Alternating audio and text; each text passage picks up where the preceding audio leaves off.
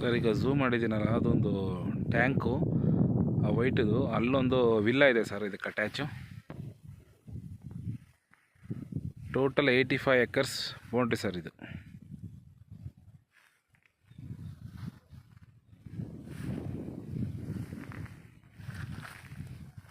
ಮಧ್ಯದಲ್ಲಿ ಇದೊಂದು ಕೆರೆ ಇದೆ.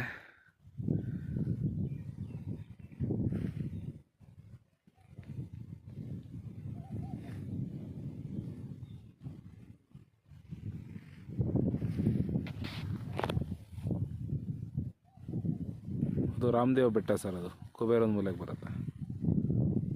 ಈಗ ಆಲ್ರೆಡಿ 30 ಎಕರೆ ಇದರಲ್ಲಿ ಆಲ್ರೆಡಿ